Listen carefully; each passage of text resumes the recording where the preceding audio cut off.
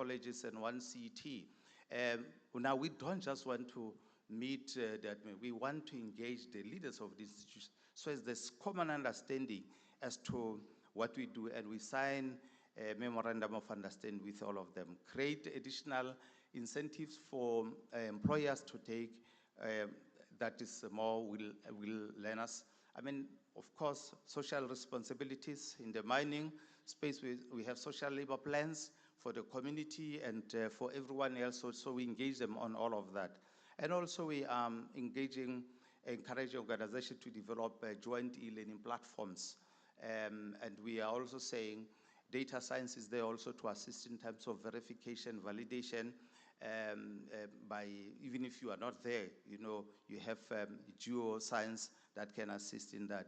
Provide training for workplace mentors to better equip the learners. I will not go to all of this. We have spoken of soft skills program and monetary evaluation systems, regular feedback loops, coaching and mentorship. I think that's about it. What we have also said, Dr. Nofumela, is that given our interactions with various institutions, we picked up and we felt embarrassed and we're not proud of it, to realize that some of the learners that we funded, the bursary beneficiaries in universities, in TVETs, we fund them for the theoretical component and they've been staying home for 3-4 years. And we then had to go back to our funding policy and change it to say, once we fund you as a bursary beneficiary, we also guarantee the real or the practical exposure component, so as you don't have to go back and queue again. So these are some things that we are beginning to do to really enhance, but we are quite spot on. I know that when you apply for 100, there are many others who applied. So we prioritize according to the needs of our sector first. Then we also go into the new entrants, because you are from the supply side. We are also training those who are already in our sector, because we want to grow the mining industry so as it's able then to support the rest of the country. Thank you very much.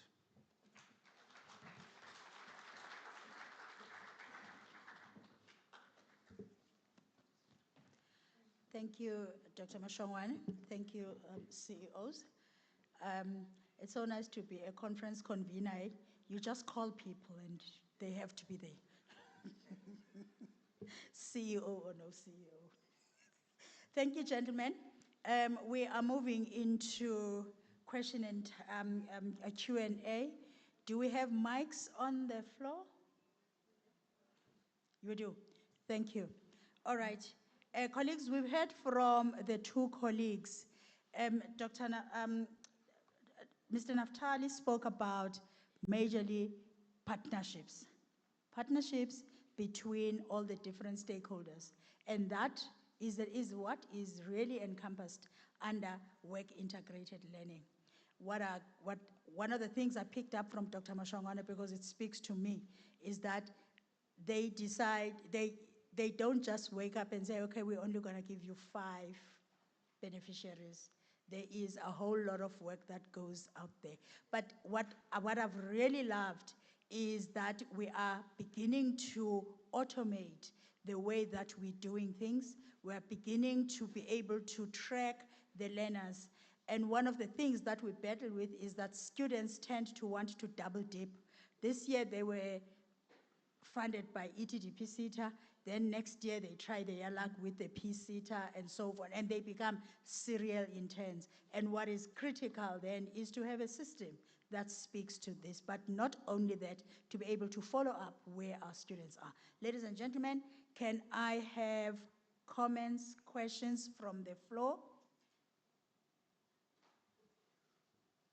Here. Okay, Mr. Situsha there, thank you.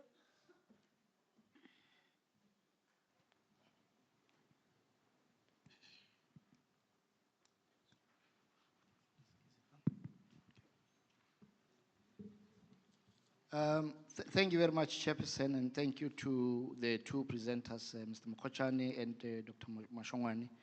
We really appreciate the willingness of the SETAs to continue to fund, placement of our students and learners in industry. I wanted to link what Dr. Mashongwane said regarding coaching to the research that happened. Unfortunately, I could not pose my question then.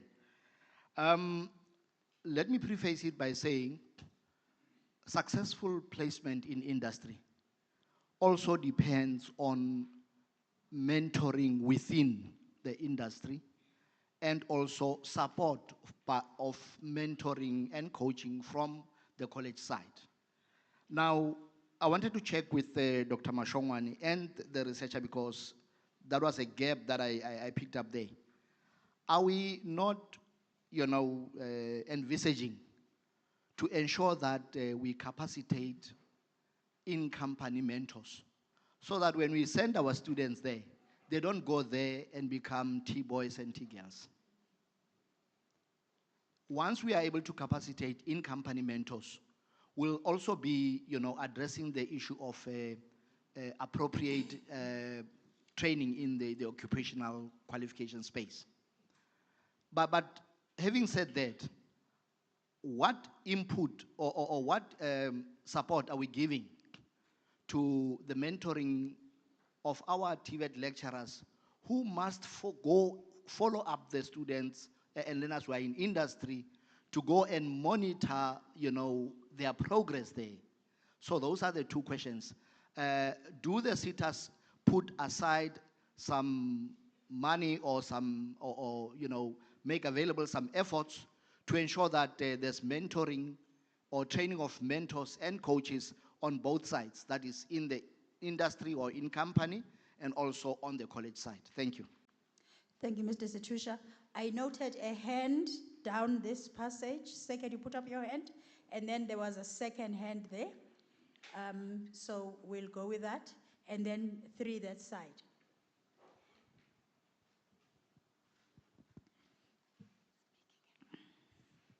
Thank you. My name is Shadrack Mpondo Mse again. Thank you for the presentations. I just want to talk to the first presentation. The issue that I wanted to raise, I align it to the program director who spoke about the, a way of, enhancing will through virtual. And also, it was also raised, in the presentation. But the question that I just want to ask is with regard also to quality assessment. How will that be done? Or maybe if it is currently being implemented, how is that done? I think it's an important aspect so that we strengthen, the quality assessment thereof.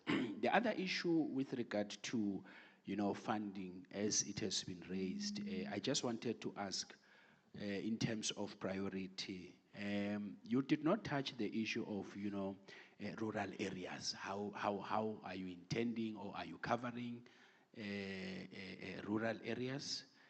Because we also know that there are challenges with regard to that, and also your visual is very difficult maybe to implement that, especially in rural areas.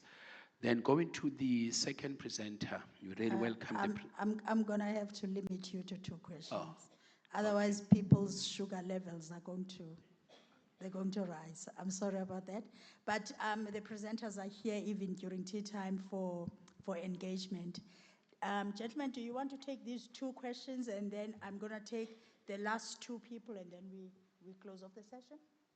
The first question was on capacitating mentors and the support that is being given to mentoring TVET lecturers. The next question was, how is the quality assessment done, and what are we doing for rural areas?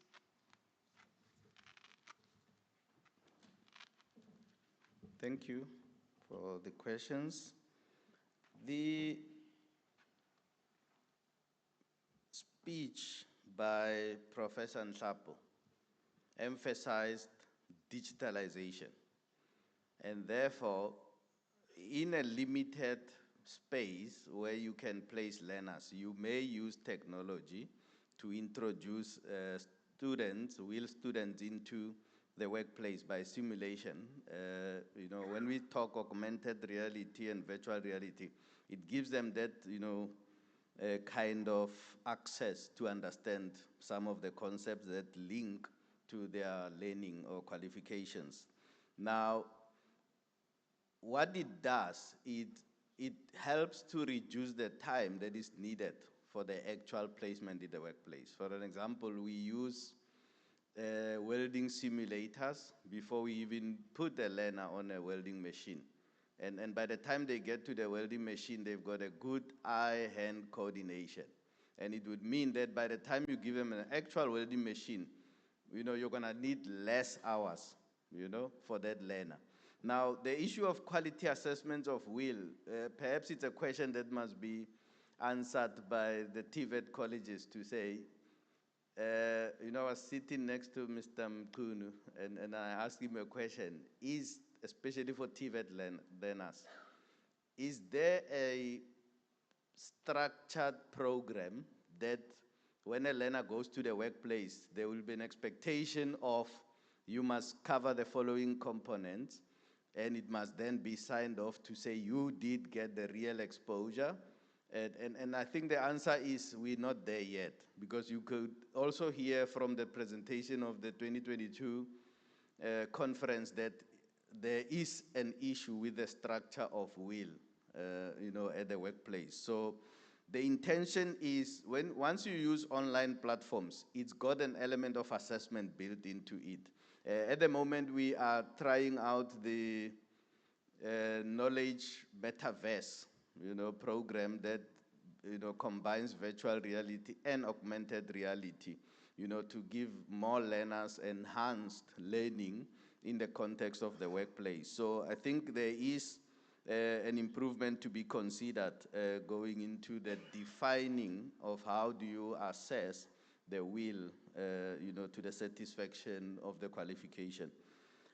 When we as CETAs talk of discretionary grants, we obviously cover urban and rural. And I think Mr. Situsha in his presentation said we need to also consider focusing on small, micro and economic enterprises, SMMEs, as we engage our employers, because there is some level of capacity at the SMMEs. And for us, rural is, yes, one of our priorities as a CETA, as the department, mandate is crafted. So, and what we also like about TVET colleges is that in every rural area, there will be a campus available for the rural community. So we are not necessarily ignoring the rural areas. Thank you.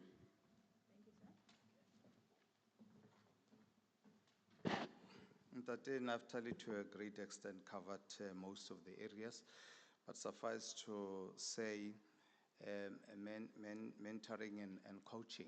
This is one key point that we have raised in terms of capacitating the colleagues from the institutions, not only TVETs, but even universities, particularly UETs. It's important.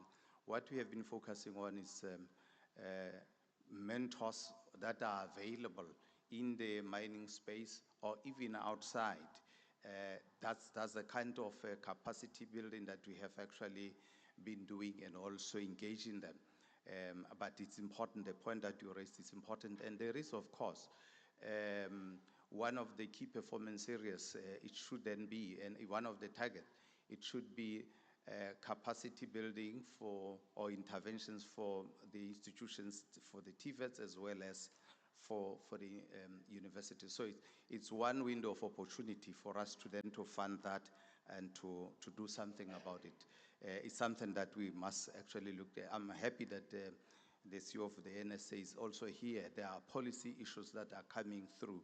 That, of course, will have to be looked into, policy reviewed, so as there is synergy between ourselves and the rest of the PSAT sector. We Also the quality assessment. We have attended so many conferences, even internationally. We do not have sufficient workplaces in South Africa, and I'm glad that the QC2 colleagues are here. We do not have. And so it's another thing that we must look at. In my presentation, I didn't really emphasize it, but we then have to say, let's have multi-stakeholder or employer kind of understanding, MOA, so as we are able then to rotate learners from one employer to the other, because they may not necessarily acquire all the necessary experience in one place. I myself, I'm an artisan fitter and turner where I was trained. They were not able to cover everything. But still I was able to pass 3 tests. So in other words, it says even when you do not cover the entire curriculum, you are still able to pass. But then the test of the put is going to be in the workplace. So we really need to be looking into that. So therefore, the SMMEs are important to be also accredited for the components that they can cover for the learners. And there are great models internationally, even here in Africa, Bokan, all right? And lastly, the rural areas. Most of the cities, we have put aside, for all generic discretionary grants, we are also targeting rural. But more than that, we went outside our policy, or rather mandate, and put a percentage aside to say, attend to the rural areas. In my case, we have what you call combined community projects. That's focusing on rural areas as well as the communities in those spaces to assist them. Thank you. Thank you, Dr. Mashongwan. I'm going to appeal to the people that wanted to ask questions because of the time constraint that we are facing.